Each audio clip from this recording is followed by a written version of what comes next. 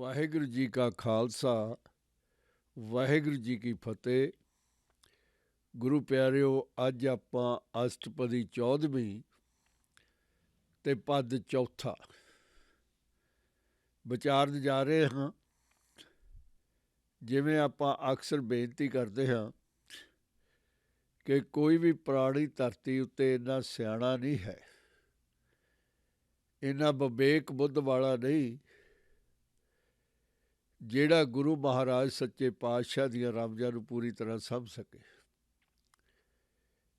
ਜਿੰਨੀ ਸੱਚੇ ਪਾਤਸ਼ਾਹ ਕਿਰਪਾ ਕਰਦੇ ਹਨ, ਉਹਨਾਂ ਪ੍ਰਾਣੀ ਵਿਚਾਰ ਕਰ ਸਕਦਾ ਹੈ, ਉਹਨਾਂ ਬੋਲ ਸਕਦਾ ਹੈ, ਉਹਨਾਂ ਸੁਣ ਸਕਦਾ ਹੈ। ਧੰਨ ਧੰਨ ਗੁਰੂ ਅਰਜਨ ਦੇਵ ਜੀ ਨੇ ਆਪਣੇ ਪਿਆਰੇ ਸਿੱਖਾਂ ਨੂੰ ਪ੍ਰਭੂ ਦੇ ਨਾਲ ਅਭੇਦ ਹੋਣ ਦੀ ਇੱਕ ਜੁਗਤ ਸਮਝਾਈ ਹੈ, ਜਿਹਦੇ ਵਿੱਚ ਸੁੱਖ ਤੇ ਸੁੱਖ ਹੀ ਹਨ। ਦੁਨੀਆ ਦੇ ਤਮਾਮ ਦੁੱਖ ਉੱਥੇ ਖਤਮ ਹੋ ਜਾਂਦੇ ਹਨ। ਸਿਰਫ ਸੁੱਖਾਂ ਦਾ ਅੰਮ੍ਰਿਤ ਰੂਪੀ ਮੀਂਹ ਹੀ ਬਰਸਦਾ ਹੈ। ਸੱਚੇ ਪਾਤਸ਼ਾਹ ਨੇ 24 ਘੰਟਿਆਂ ਨੂੰ 24,000 ਸਵਾਸਾਂ ਦੇ ਨਾਲ ਜੋੜਿਆ ਹੈ, ਜੋ ਕਿ ਪ੍ਰਾਣੀ ਨੂੰ ਇੱਕ ਦਿਨ ਤੇ ਇੱਕ ਰਾਤ ਦੇ ਵਿੱਚ ਆਉਂਦੇ ਹਨ। ਸੁਖਮਨੀ ਸਾਹਿਬ ਦੇ 24,000 ਅੱਖਰ, ਇੱਕ ਇੱਕ ਅੱਖਰ, ਇੱਕ ਇੱਕ ਸਵਾਸ ਦੇ ਨਾਲ ਸੱਚੇ ਪਾਤਸ਼ਾਹ ਨੇ ਮਿਲਾਪ ਕੀਤਾ ਹੈ, ਤਾਂ ਕਿ ਪ੍ਰਾਣੀ ਹਰ ਸਵਾਸ ਨੂੰ ਪ੍ਰਭੂ ਦੇ ਨਾਲ ਸੰਗਮ ਕਰ ਸਕੇ, ਸਮੋ ਸਕੇ, ਆਪਣੇ ਆਪ ਨੂੰ ਮਿਲਾ ਸਕੇ। ਸੱਚੇ ਪਾਤਸ਼ਾਹ ਨੇ 24 ਘੰਟੇ 24 ਅਸ਼ਟਪਦੀਆਂ, 3 ਘੜੀਆਂ ਦਾ ਇੱਕ ਪਹਿਰ, ਜਾਣੀ 8 ਪਦ ਇੱਕ ਅਸ਼ਟਪਦੀ ਦੇ ਰਚੇ ਹਨ, ਜਿਹੜੇ ਕਿ ਇੱਕ ਪਲ, ਇੱਕ ਛਿਨ ਛਿਨ ਸਮੇਂ ਨੂੰ ਸਫਲ ਕਰਨ ਦੇ ਲਈ ਇੱਕ ਸਫਲਤਾਪੂਰਵਕ ਵਿਧੀ ਹੈ। ਪ੍ਰਾਣੀ ਨੂੰ ਮਾਇਆ ਦੇ ਵਿੱਚੋਂ ਕੱਢ ਕੇ ਪ੍ਰਭੂ ਦੇ ਨਾਲ ਜੋੜਨ ਦਾ ਇੱਕ ਸੌਖਾ ਤਰੀਕਾ ਹੈ। ਧੰਨ ਧੰਨ ਗੁਰੂ ਅਰਜਨ ਦੇਵ ਜੀ ਨੇ ਸੁਖਮਨੀ ਸਾਹਿਬ ਦੇ ਵਿੱਚ ਉਹਨਾਂ ਪਿਆਰਿਆਂ ਦੀ ਸ਼ਲਾਘਾ ਕੀਤੀ ਹੈ, ਜਿਹੜੇ ਗੁਰੂ ਉੱਤੋਂ ਕੁਰਬਾਨ ਹੁੰਦੇ ਹਨ, ਗੁਰੂ ਉੱਤੇ ਆਪਣਾ ਸਾਰਾ ਕੁਝ ਨਿਸ਼ਾਵਰ ਕਰ ਦਿੰਦੇ ਹਨ। ਉਹਨਾਂ ਨੂੰ ਅਕਾਲ ਪੁਰਖ ਦਾ ਰੂਪ ਹੀ ਗਰਦਾਨਿਆ ਹੈ ਕਿ ਅਕਾਲ ਪੁਰਖ ਤੇ ਉਹਨਾਂ ਪਿਆਰਿਆਂ ਦੇ ਵਿੱਚ ਕੋਈ ਭੇਦ ਨਹੀਂ ਹੈ। ਦੂਸਰੇ ਪਾਸੇ ਮਾਇਆਧਾਰੀ, ਨਿੰਦਕ, ਚੁਗਲ, ਲਾਈ ਲੱਗ, ਸੱਚੇ ਪਾਤਸ਼ਾਹ ਨੇ ਉਹਨਾਂ ਦੀ ਜਗ੍ਹਾ ਦਰਸਾਈ ਹੈ ਕਿ ਉਹਨਾਂ ਨੂੰ ਕਿਤੇ ਵੀ ਢੋਅ ਨਹੀਂ ਮਿਲਦੀ। ਉਹਨਾਂ ਦਾ ਜੀਵਨ ਮਰਨ ਦੇ ਬਰਾਬਰ ਹੈ। ਉਹ ਤੁਰੀਆਂ ਫਿਰਦੀਆਂ ਲਾਸ਼ਾਂ ਹਨ। ਉਹਨਾਂ ਨੂੰ ਸੁੱਖ ਕਿਸੇ ਜਹਾਨ ਦੇ ਵਿੱਚ ਪ੍ਰਾਪਤ ਨਹੀਂ ਹੁੰਦਾ। ਕੰਪੈਰੀਜ਼ਨ ਕੀਤਾ ਹੈ ਗੁਰੂ ਦੇ ਸੇਵਕ ਦਾ ਤੇ ਗੁਰੂ ਦੇ ਨਿੰਦਕ ਦਾ। ਹਰ ਪ੍ਰਾਣੀ ਗੁਰੂ ਦਾ ਸੇਵਕ ਕਦੇ ਵੀ ਬਣ ਸਕਦਾ ਹੈ। ਗੁਰੂ ਦਿਆਲੂ ਹੈ, ਗੁਰੂ ਕਿਰਪਾਲੂ ਹੈ। ਗੁਰੂ ਦੀ ਸੇਵਾ, ਗੁਰੂ ਨੂੰ ਪ੍ਰਾਪਤੀ ਕਰਕੇ ਉਹਦੀ ਮਸ਼ੱਕਤ ਨੂੰ ਸੱਚੇ ਪਾਤਸ਼ਾਹ ਅਕਾਲ ਪੁਰਖ ਨੇ ਪ੍ਰਵਾਨ ਕੀਤਾ ਹੈ। ਬੇਨਤੀ ਕਰਕੇ ਗੁਰੂ ਨੇ ਅਕਾਲ ਪੁਰਖ ਤੋਂ ਇਹ ਮੰਗਿਆ ਹੈ ਕਿ ਸੱਚੇ ਪਾਤਸ਼ਾਹ ਮੈਨੂੰ ਉਹ ਮਿਹਰ ਕਰ ਦੇਵੋ ਜਿਹੜੀ ਤੁਸੀਂ ਮੇਰੇ ਉੱਤੇ ਕੀਤੀ ਹੈ। ਗੁਰੂ ਹਮੇਸ਼ਾ ਹੀ ਆਪਣੇ ਸਿੱਖਾਂ ਨੂੰ ਧਾਰਦਾ ਹੈ, ਸਤਿਕਾਰਦਾ ਹੈ, ਪਿਆਰ ਦਾ ਹੈ। ਸੱਚੇ ਪਾਤਸ਼ਾਹ ਮਿਹਰ ਕਰਦੇ ਹਨ ਚੌਥੇ ਪਦ ਦੇ ਵਿੱਚ, ਗੁਰ ਪ੍ਰਸਾਦ ਆਪਨ ਆਪ ਸੁਝੈ। ਗੁਰੂ ਪਿਆਰਿਓ, ਭੇਦ ਕੀ ਹੈ ਇਸ ਦੁਨੀਆ ਦੇ ਵਿੱਚ? ਸੀਕ੍ਰੇਟ ਆਫ ਦਾ ਯੂਨੀਵਰਸ, ਕਿ ਜੋ ਵੀ ਜਾਨਦਾਰ ਚੀਜ਼ ਜਾਂ ਕੋਈ ਨਿਰਜੀਵ ਵਸਤੂ ਨਜ਼ਰ ਆਉਂਦੀ ਹੈ, ਉਹਦੇ ਵਿੱਚ ਸਾਖਸ਼ਾਤ ਪ੍ਰਭੂ ਵਸਦਾ ਹੈ। ਇੱਕ ਹੋਣ ਦੇ ਬਾਵਜੂਦ ਬੇਅੰਤ ਸਰੂਪ ਗ੍ਰਹਿਣ ਕਰਕੇ ਹਰ ਪਾਸੇ, ਹਰ ਛਿਨ ਛਿਨ, ਹਰ ਪਲ ਪਲ ਉਹ ਵਰਸ ਰਿਹਾ ਹੈ। ਹਰ ਕਿਸੇ ਦੇ ਵਿੱਚ ਉਹ ਵਾਪਰ ਰਿਹਾ ਹੈ। ਸੀਕ੍ਰੇਟ ਪ੍ਰਾਣੀ ਜਿਹੜਾ ਪ੍ਰਭੂ ਦਾ ਮਾਡਲ ਹੈ, image of god human being, ਇਹ ਗਿਆਨ ਰੱਖਦਾ ਹੈ ਉਹਦੀ ਕਿਰਪਾ ਦੇ ਨਾਲ ਕਿ ਪ੍ਰਭੂ ਉਹਦੇ ਅੰਦਰ ਵਸਦਾ ਹੈ। ਕਿਉਂਕਿ ਮਾਇਆ ਛਲਦੀ ਹੈ। ਮਾਇਆ ਉਹਦੀਆਂ ਅੱਖਾਂ ਉੱਤੇ ਇੱਕ ਪੱਟੀ ਬੰਨ੍ਹ ਦਿੰਦੀ ਹੈ ਮਨਮੋਹਣੇ ਰੰਗਾਂ ਦੀ, ਉਹਨੂੰ ਦਿਸਦਾ ਹੀ ਨਹੀਂ। ਬੇਸ਼ੱਕ ਉਹ ਜਾਣਦਾ ਹੈ ਪ੍ਰਾਣੀ, ਇਨਸਾਨ, ਕਿ ਭਗਵਾਨ ਮੇਰੇ ਹਿਰਦੇ ਦੇ ਵਿੱਚ ਬਿਰਾਜਮਾਨ ਹੈ। ਇਹ ਜਾਣਨ ਦੇ ਬਾਵਜੂਦ ਵੀ ਉਹ ਪ੍ਰਵਾਨ ਨਹੀਂ ਕਰਦਾ, ਕਿਉਂਕਿ ਮਾਇਆ ਨੇ ਉਹਨੂੰ ਫਸਾਇਆ ਹੋਇਆ ਹੈ। ਪਰ ਜੇ ਗੁਰੂ ਕਿਰਪਾ ਕਰ ਦੇਵੇ, ਗੁਰੂ ਆਪਣਾ ਬਣਾ ਲਵੇ,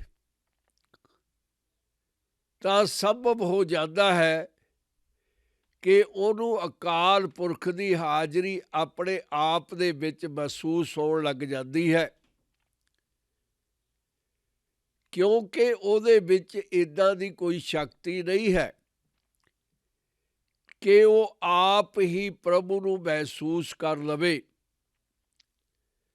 ਕਿਉਂਕਿ ਮਾਇਆ ਨੇ ਉਹਨੂੰ ਮੋਹਿਆ ਹੋਇਆ ਹੈ। ਮਾਇਆ ਨੂੰ ਪਿੱਛੇ ਧੱਕਣਾ ਤੇ ਉਹਦੀਆਂ ਅੱਖਾਂ ਤੋਂ ਪੱਟੀ ਖੋਲ੍ਹਣਾ ਗੁਰੂ ਮਹਾਰਾਜ ਦੀ ਕਿਰਪਾ ਨਾਲ ਹੀ ਸੰਭਵ ਹੈ। ਗੁਰ ਪ੍ਰਸਾਦ ਆਪਨ ਆਪ ਸੁਝੈ, ਆਪਣੇ ਆਪ ਦੇ ਵਿੱਚ ਬੈਠਾ ਹੋਇਆ ਪ੍ਰਭੂ ਨਜ਼ਰ ਆ ਜਾਵੇ। ਅਕਾਲ ਪੁਰਖ ਦੀ ਕਿਰਪਾ ਦੇ ਨਾਲ,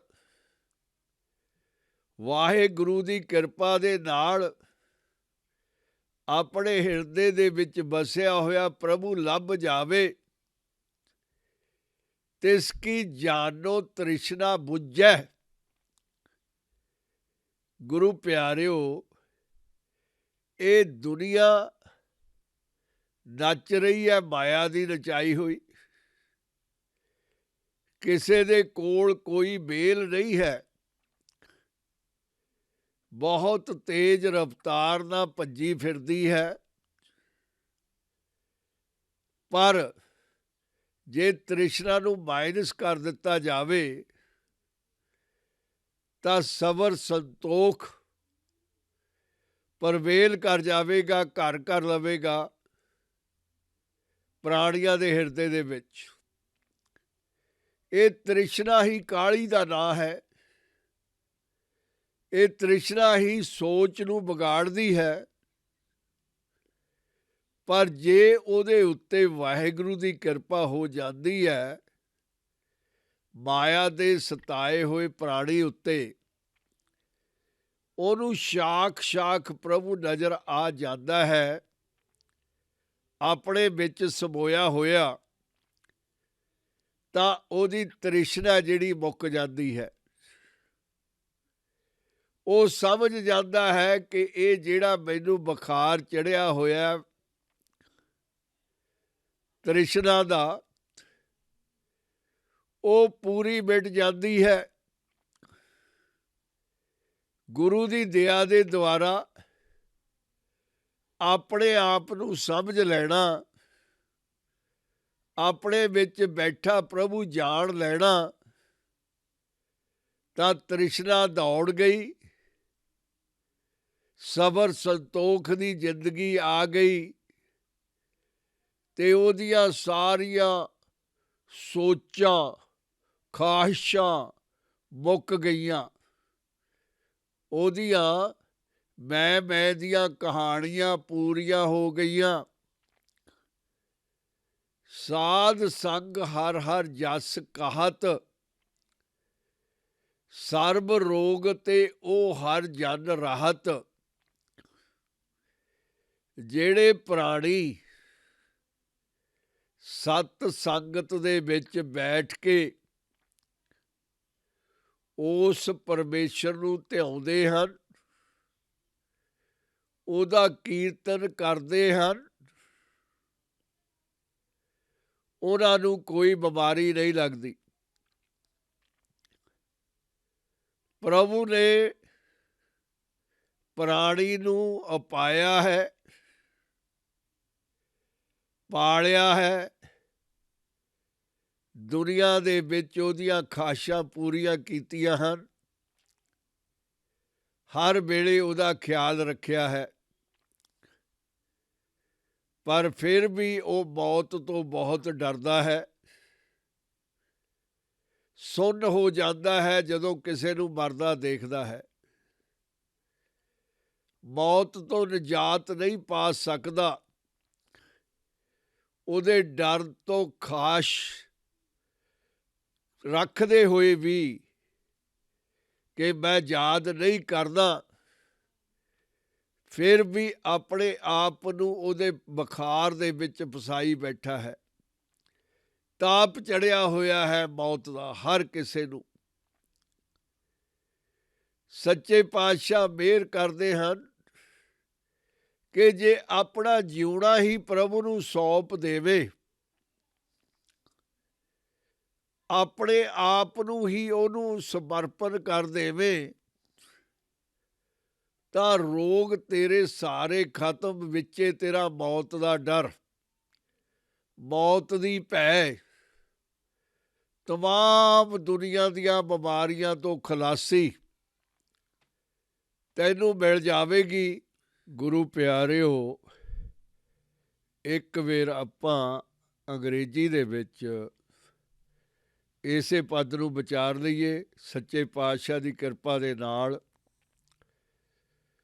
ਗੁਰ ਪ੍ਰਸਾਦ ਆਪਨ ਆਪ ਸੁਝੈ, ਤਿਸ ਕੀ ਜਾਨੋ ਤ੍ਰਿਸ਼ਨਾ ਬੁਝੈ। Know to ourself, know the innerness, know that his desire is quenched, who by Guru's favour understands himself. God lives in our soul inside, but the desire is looking outside. This is a fight going always. The treasure is inside, we are looking outside. Like nectar in deer's head. Deer is running in the desert, but the nectar is in his head. Smell comes from inside. The poor deer thinks it coming from outside. That is the same situation with the human being. God is living inside. Human don't exist, only God controls everything. With Guru's grace, if someone can understand that God is inside, then there is no worries and he is carefree. ਸਾਧ ਸੰਗ ਹਰ ਹਰ ਜਸ ਕਹਿਤ, ਸਰਬ ਰੋਗ ਤੇ ਉਹ ਹਰ ਜਨ ਰਹਿਤ. What man loses to remember God? The man of God who in the guild of saints utters the Lord's God's name, praises himself, is exempt from all the ailments, all the diseases of the world. His body is relieved from all the pains. He is 100% comfortable with divine peace. An din kirtan keval bkhyan, grist mein soi nirman. Day and night, chanting of Guru, recitation of Guru's name, Vaheguru, Vaheguru, Vaheguru, only praise of Almighty Lord. That brings the paradise heaven in his heart, in his home, in his marriage life. He who night and day chants only the praise of the Lord remains detached in his household. He don't need to go to mountains. He don't need to leave his family. His family's place is a holy place. His mind is God's temple. एक ऊपर जिस जन की आसा, तिसकी कट्टिया जम की fossa. The man who pins his hope on God alone, for him death's nose is cut. No more dying, always alive, peaceful, pain-free, comfortable, forever living. Akal becomes deathless. Only when you trust on him alone. Don't keep your double mindship. Put yourself in one, only one's follower. पार ब्रह्म की जिस मन भूख, नानक तिसे न लागे दुख. Only God's love, God's praise make room in human's mind. That desire is so wonderful, so holy, so divine. He don't need any other desire. He don't need no hungriness, because he got the nectar which is forever, creates peace, creates satisfaction every time. ਗੁਰੂ ਪਿਆਰਿਓ, ਇਸ ਪਦ ਦੇ ਵਿੱਚ ਸੱਚੇ ਪਾਤਸ਼ਾਹ ਧੰਨ ਧੰਨ ਗੁਰੂ ਅਰਜਨ ਦੇਵ ਜੀ ਸਾਨੂੰ ਸਮਝਾਉਂਦੇ ਹਨ ਕਿ ਪ੍ਰਾਣੀ ਤੇਰੇ ਅੰਦਰ ਹੀ ਉਹ ਵਸਦਾ ਹੈ, ਤੈਨੂੰ ਬਾਹਰ ਲੱਭਣ ਦੀ ਕੋਈ ਲੋੜ ਨਹੀਂ ਹੈ. ਉਹ ਕਿਰਪਾਲੂ, ਉਹ ਦਿਆਲੂ ਤੇਰੇ ਅੰਦਰ ਰਹਿੰਦਾ ਹੈ. ਤੂੰ ਹਮੇਸ਼ਾ ਹੀ ਉਹਦੀ ਸੰਗਤ ਮਾਣਦਾ ਹੈ, ਪਰ ਤੇਰੇ ਮਨ ਦੇ ਵਿੱਚ ਜਿਹੜੀ ਡਿਜ਼ਾਇਰ ਹੈ, ਮਾਇਆ ਦੀ ਡਿਜ਼ਾਇਰ ਹੈ, ਪਦਾਰਥ ਦੀ ਭੁੱਖ ਹੈ, ਉਹ ਤੈਨੂੰ ਸਮਝਣ ਨਹੀਂ ਦਿੰਦੀ, ਤੈਨੂੰ ਪ੍ਰਭੂ ਦੇ ਨੇੜੇ ਨਹੀਂ ਜਾਣ ਦਿੰਦੀ। ਤੈਨੂੰ ਮਾਇਆ ਆਪਣੇ ਪਿੱਛੇ ਲਗਾ ਰਹੀ ਹੈ,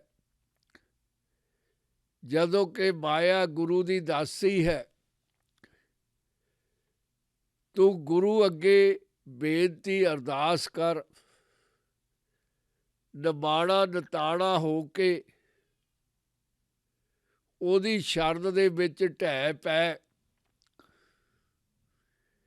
ਫਿਰ ਉਹਦੀ ਕਿਰਪਾ ਜਿਹੜੀ ਤੈਨੂੰ ਮਾਇਆ ਤੋਂ ਮੁਕਤ ਕਰ ਦੇਵੇਗੀ, ਉਹਦੇ ਬੁਣੇ ਹੋਏ ਜਾਲ 'ਚੋਂ ਬਾਹਰ ਕੱਢ ਦੇਵੇਗੀ। ਫਿਰ ਤੈਨੂੰ ਜਿਹੜੀ ਤ੍ਰਿਸ਼ਨਾ ਸਤਾ ਰਹੀ ਹੈ,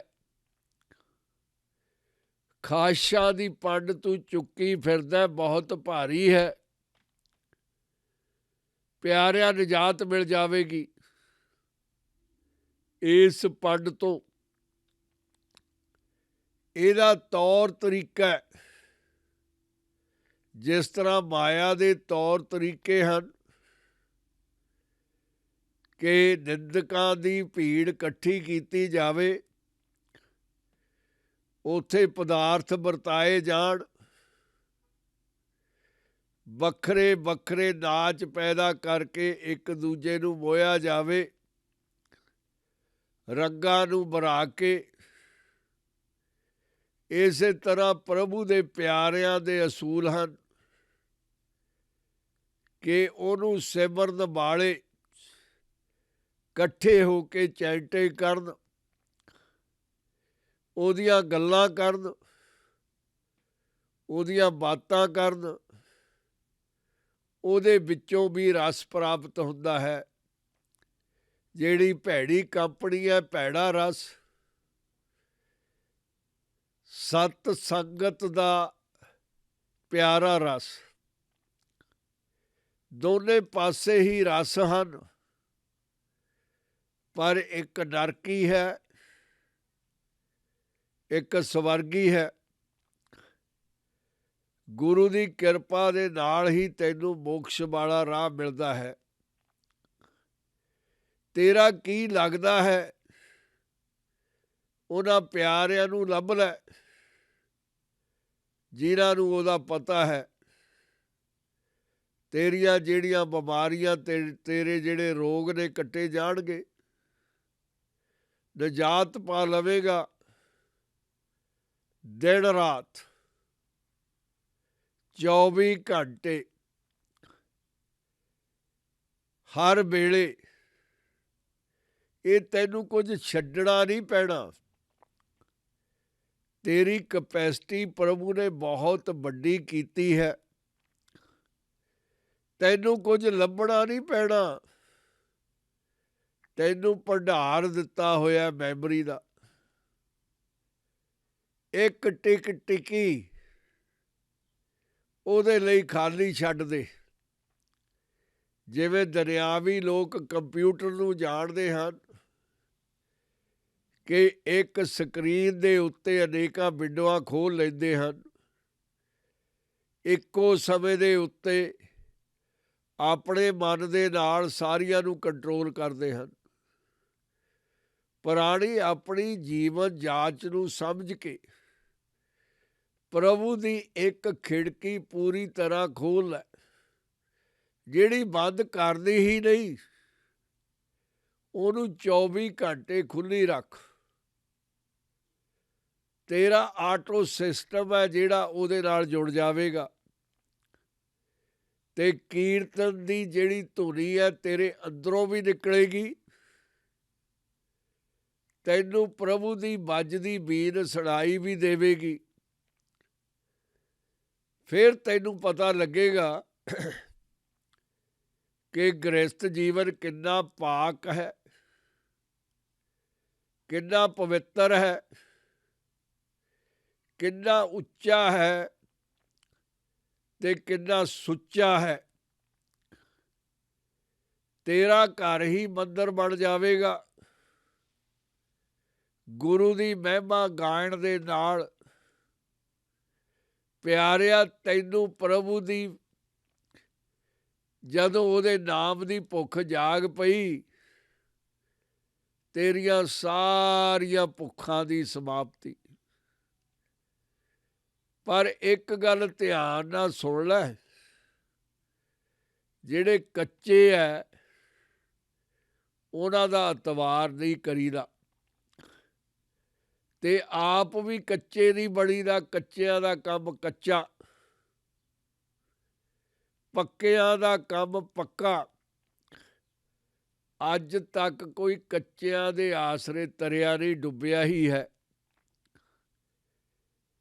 ਇੱਕ ਜਿਹਦਾ ਨਾਂ ਹੀ ਇੱਕ ਹੈ, ਸਤਨਾਮ, ਇੱਕ ਓਂਕਾਰ ਸਤਨਾਮ, ਉਹਦਾ ਪੱਲਾ ਫੜ ਲੈ। ਕੀ ਲੈਣਾ ਬਹੁਤਿਆਂ ਤੋਂ, ਕੱਚਿਆਂ ਤੋਂ ਕੀ ਲੱਭਣਾ ਤੈਨੂੰ? ਕੱਚੇ ਤਾਂ ਆਪ ਗਵਾਚੇ ਪਏ ਐ। ਕਹਿੰਦੇ ਕੱਚੇ ਸੁਣਦੇ ਕੱਚੇ, ਕੱਚੀ ਆਖ ਬਖਾਣੀ। ਉਹਨਾਂ ਦਾ ਦਿਖਾਉਣਾ ਵੀ ਕੱਚਾ, ਬੋਲਣਾ ਵੀ ਕੱਚਾ, ਸੁਣਨਾ ਵੀ ਕੱਚਾ, ਸਾਰਾ ਕੱਚਾ ਹੀ ਕੱਚਾ। ਪ੍ਰਭੂ ਪੱਕਾ, ਅਮਰ ਹੈ, ਸਦੀਵੀ ਹੈ, ਅਕਾਲ ਹੈ। ਉਸ ਇੱਕ ਦੀ ਟੇਕ ਫੜ ਲੈ, ਮੁੜ ਕੇ ਲੋੜ ਹੀ ਨਹੀਂ ਪੈਣੀ ਤੈਨੂੰ। ਤੇਰੇ ਡਰਾਂ ਦਾ ਖਾਤਮਾ, ਮੌਤ ਦਾ ਡਰ ਖਤਮ, ਜੰਮ ਦਾ ਡਰ ਖਤਮ, ਕੋਈ ਤ੍ਰਿਸ਼ਨਾ ਨਹੀਂ, ਕੋਈ ਮਾਇਆ ਦੀ ਭੁੱਖ ਨਹੀਂ। ਸਾਰੇ ਪਾਸੇ ਪ੍ਰਭੂ ਹੀ ਪ੍ਰਭੂ ਹੈ। ਔਰ ਤੈਨੂੰ ਹੁਣ ਪਤਾ ਚੱਲ ਗਿਆ ਕਿ ਮੇਰੇ ਅੰਦਰ ਹੀ ਪ੍ਰਭੂ ਵਸਦਾ ਹੈ। ਕਿੰਨਾ ਗਲਤ ਸੀ ਮੈਂ ਉਦੋਂ, ਤੈਨੂੰ ਅਹਿਸਾਸ ਹੋ ਗਿਆ ਜਦੋਂ ਮੈਂ ਪ੍ਰਭੂ ਨੂੰ ਬਾਹਰ ਲੱਭਦਾ ਫਿਰਦਾ ਸੀ। ਖਾਸ ਕਰਕੇ ਉਹਨਾਂ ਦੇ ਕੋਲੋਂ ਜਿਨ੍ਹਾਂ ਨੇ ਉਹਨੂੰ ਕਦੇ ਪਾਇਆ ਹੀ ਨਹੀਂ, ਉਹਨਾਂ ਨੇ ਸੱਚੇ ਦਿਲੋਂ ਉਹਨੂੰ ਕਦੇ ਧਿਆਇਆ ਹੀ ਨਹੀਂ। ਮੈਂ ਕਿੰਨਾ ਮੂਰਖ ਸਾਂ, ਮੈਂ ਕਿੰਨੀ ਕੱਚਿਆਂ ਤੇ ਆਸ ਰੱਖੀ। ਮੈਨੂੰ ਲੁੱਟ ਕੇ ਲੈ ਗਏ, ਤੈਨੂੰ ਪਛਤਾਵਾ ਹੋਵੇਗਾ। ਪਰ ਪ੍ਰਭੂ ਦੀ ਭੁੱਖ, ਪ੍ਰਭੂ ਦੇ ਪਿਆਰ ਦੀ ਰੀਝ, ਆਸਾ ਸਭ ਕੁਝ ਭੁਲਾ ਦੇਵੇਗੀ। ਗੁਰੂ ਪਿਆਰਿਆ, ਸਭ ਤੋਂ ਵੱਡਾ ਜਿਹੜਾ ਫੀਅਰ ਹੈ ਉਹ ਮੌਤ ਦਾ। ਜਦੋਂ ਤਾਂ ਇੱਕ ਦੇ ਉੱਤੇ ਆਸਾ ਕਰ ਲਈ, ਤੇਰਾ ਉਹ ਡਰ ਅਲੋਪ। ਤੇਰੇ ਅੰਦਰ ਹਮੇਸ਼ਾ ਹੀ, ਜਿਸ ਤਰ੍ਹਾਂ ਦੁਨਿਆਵੀ ਲੋਕ ਆਪਣੇ ਪਿਆਰਿਆਂ ਨੂੰ ਦੇਖਣਾ ਲੋਚਦੇ ਰਹਿੰਦੇ ਹਨ, ਕਦੇ ਤ੍ਰਿਸ਼ਨਾ ਪੂਰੀ ਹੀ ਨਹੀਂ ਹੁੰਦੀ ਉਹਨਾਂ ਦੀ, ਦੇਖੀ ਜਾਂਦੇ ਹਨ, ਉਹਨਾਂ ਦੀ ਕੰਪਨੀ ਭਾਲਦੇ ਹਨ। ਬੇਸ਼ੱਕ ਉਹ ਕੱਚੀ ਕੰਪਨੀ ਹੈ, ਪਰ ਦੁਨਿਆਵੀ ਪਿਆਰ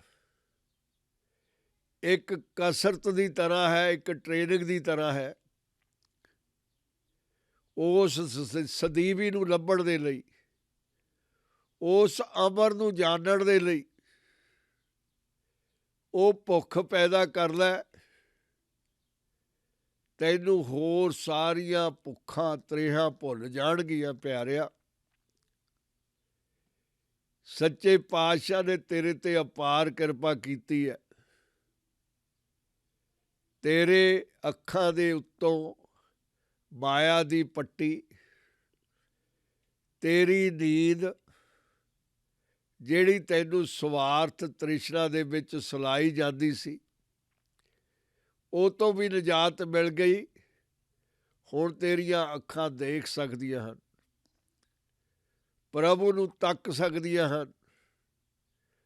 ਹੁਣ ਤੇਰੀ ਨਜ਼ਰ ਨਿਹਾਲ ਹੋ ਗਈ